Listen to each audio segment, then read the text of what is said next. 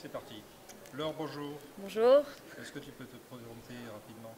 alors je m'appelle Laure, j'ai 35 ans et j'ai fait l'année dernière le DUT Tech Deco en formation continue, après 10 ans d'expérience passée dans divers emplois autour de l'esthétique. Alors, que t'ont apporté ces 10 années d'expérience professionnelle?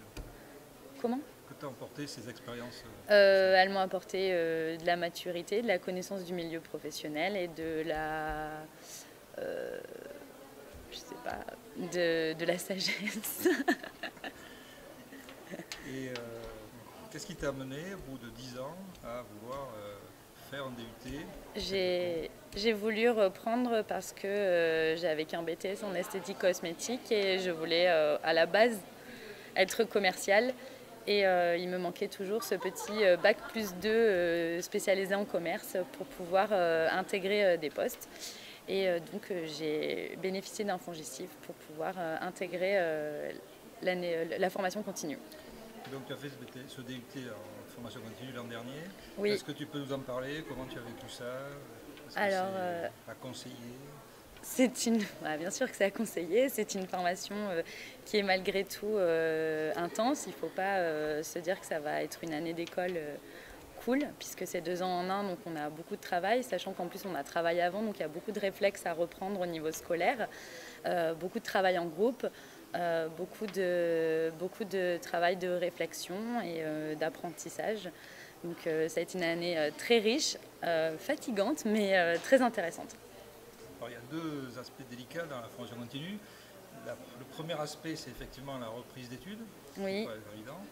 Et puis le deuxième aspect, c'est le fait que vous vous retrouvez à 35, 40 ans parfois, en présence d'étudiants beaucoup plus jeunes. Comment tu as géré tout ça, toi?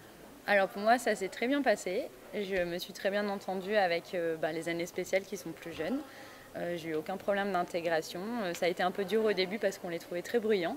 Mais du coup, maintenant, au bout d'un moment, on s'est habitué à ça.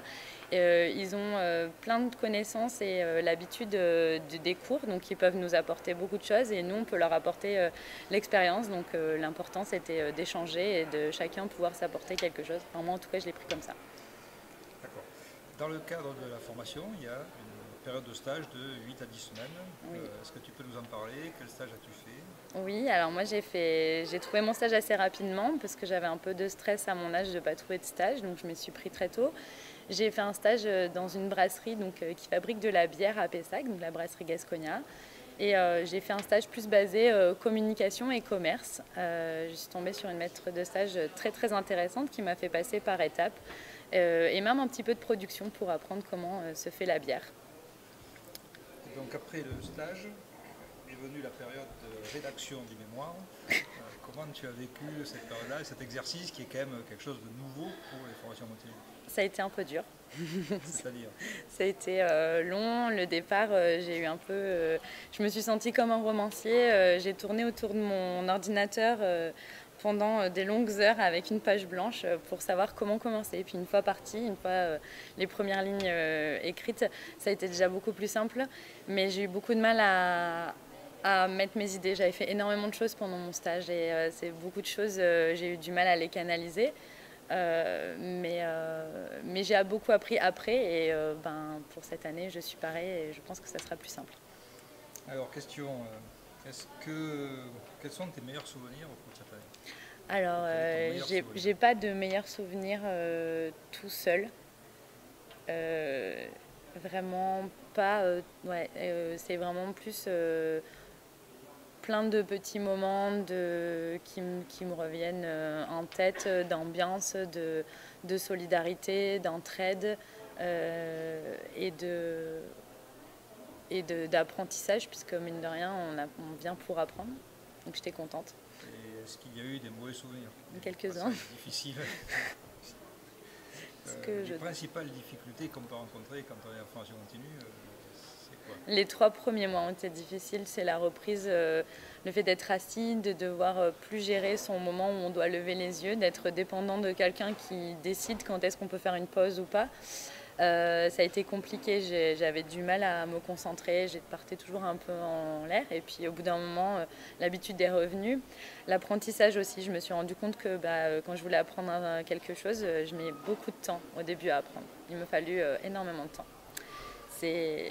J'ai lisé et j'étais incapable de redire, et puis à force, c'est venu. Donc les 3 premiers mois étaient un petit peu compliqués. Qu'as-tu fait ou qu'es-tu en train de faire cette année après ce DUT Tech de Co? Comme j'aime bien faire du mal, j'ai continué une année supplémentaire et donc je suis en licence pro achat, donc au sein du département Tech de Co, toujours, et je vais bientôt valider donc le diplôme Bac+3. Et tes projets par la suite? Mes projets par la suite, trouver du travail, et voilà, je commence déjà mes recherches, et puis acheteuse, et je cherche aussi dans le côté commercial puisque maintenant j'ai la double compétence. Bon, question piège pour terminer, je pose à tous les étudiants. Est-ce que tu peux résumer Tech de Co en quelques mots, 4-5 mots? Tech de Co, c'est la solidarité, le premier mot qui me vient, des professeurs disponibles et toujours à l'écoute. C'est un réseau aussi également, si on rencontre des difficultés, c'est du soutien, voilà, donc à l'écoute toujours. Et c'est du travail, du sérieux, bien sûr, faut pas oublier. Je vous remercie. Bon de rien.